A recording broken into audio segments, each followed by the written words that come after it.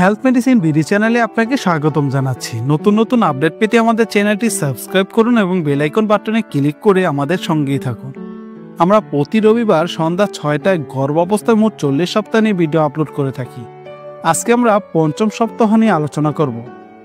সাধারণত পঞ্চম সপ্তাহে একজন নারী বুঝতে পারেন তিনি গর্ভবতী কিনা, কেননা এই সময়ের আগে হয়তো আপনার পিরিয়ড মিস হয়ে গেছে। পিরিয়ড মিস হওয়া গর্ভধারণের অন্যতম লক্ষণ। পঞ্চম সপ্তাহে গর্ভবতী নারী ও অনাগত বাচ্চার মধ্যে কি কি পরিবর্তন আসে এবং এ সময় করণীয় নিয়ে আজকের এই ভিডিও। আশা করি মনোযোগ সহকারে পুরো ভিডিওটি দেখবেন। পঞ্চম সপ্তাহে গর্ভের বাচ্চার আকার ও ওজন। এই সপ্তাহে গর্ভের বাচ্চাটির আকার দ্বারা একটি আপেল বীজের মতো। ধারে কাছে আপেলের বীজ থাকলে হাতের তালুতে নিয়ে বাচ্চার সাইজ কল্পনা করতে পারেন। মাথা থেকে নিচ পর্যন্ত বাচ্চার দৈর্ঘ্য হয় 0.13 ইঞ্চি, আর আগামী সপ্তাহের মধ্যে বাচ্চা দ্বিগুণ সাইজের হয়ে যাবে। ওজন এ সময় অনেক কম, তাই হিসাব করা হয় না। পঞ্চম সপ্তাহে কত মাস কত দিন? পঞ্চম সপ্তাহে দিনে রূপান্তরণ করলে হয় 35 দিন বা হিসেবে 1 মাস 5 দিন। এখানে 7 দিনে 1 সপ্তাহ এবং 30 দিনে 1 মাস গণনা করা হয়েছে। অন্যভাবে চিন্তা করলে এ সপ্তাহের মাঝামাঝি সময়ে আপনার দ্বিতীয় মাস শুরু হয়ে যাবে। পঞ্চম সপ্তাহে গর্ভবতী নারীর শারীরিক পরিবর্তন। স্তনে ব্যথা। এ সময় থেকে আপনি স্তনে সূক্ষ্ম একটা পরিবর্তন লক্ষ্য করবেন। হালকা ব্যথা হতে পারে, হালকা স্পর্শ বা কাপড়ের ঘষাতেও বিরক্ত লাগতে পারে, তবে এটি স্বাভাবিক। বমি ভাব।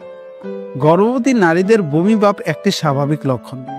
সকালে ঘুম থেকে উঠে কিছু খেলে বমি হতে পারে বা বমি ভাব সৃষ্টি হতে পারে। এ সময়ে একসাথে অনেক খাবার না খেয়ে বারবার অল্প অল্প করে খান।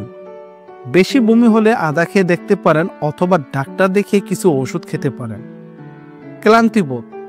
যখন তখন ক্লান্তি এ সপ্তাহে আপনি অনুভব করবেন, তাই টানা কোনো কাজ না করে রুটিন তৈরি করে কাজ করুন। মাঝে বিশ্রাম নিন, নিয়মিত হালকা ব্যায়াম করুন। ঘন ঘন প্রস্রাব। গর্ভধারণের পর থেকে নারীর দেহে রক্ত প্রবাহ 50% বেড়ে যায়, যার কারণে পঞ্চম সপ্তাহ আপনি ঘন ঘন প্রস্রাব অনুভব করবেন। আপনার কিডনিকে বেশি রক্ত ফিল্টার করার কারণে বেশি মূত্র তৈরি করতে হচ্ছে, তাই ঘন ঘন প্রস্রাব হওয়া স্বাভাবিক। জরায়ুতে ব্যথা। পঞ্চম সপ্তাহে এসে আপনি জরায়ুতে হালকা ব্যথা অনুভব করবেন, কেননা এ সময় থেকে জরায়ু বড় হতে শুরু করবে। জরায়ু এই বৃদ্ধি আপনার কাছে ব্যথা হিসেবে মনে হয়। মনে রাখবেন, পঞ্চম সপ্তাহে অনেক গর্ভবতী নারীরাই এ সকল সমস্যা নাও হতে পারে। এর মানে এই নয় আপনার গর্ভাবস্থায় কোনো ত্রুটি রয়েছে, তাই কোনো শারীরিক পরিবর্তন না হলেও চিন্তিত হবেন না। পঞ্চম সপ্তাহে গর্ভবতী পেটের আকার ও ওজন।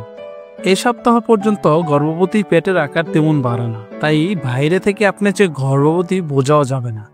তবে অনেকের হালকা পেট ভারী ভারী লাগতে পারে। ওজন এ সময় না বাড়তে পারে, আবার বাড়তেও পারে। এজন্য না বাড়লে চিন্তার কারণ নেই, সামনে অনেক সময় রয়েছে, আশা করা যায় তখন পেট বাড়বে।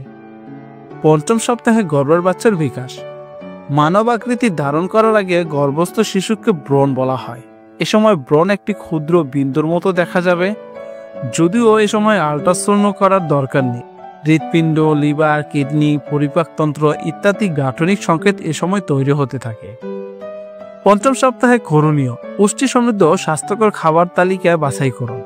আপনার দৈনিক খাবার তালিকা কেমন হওয়া উচিত এ বিষয়ে আমাদের চ্যানেলে ভিডিও আছে, দেখে আসতে পারেন। ফলিক অ্যাসিড, ভিটামিন শুরু না করলে এখনই শুরু করতে পারেন।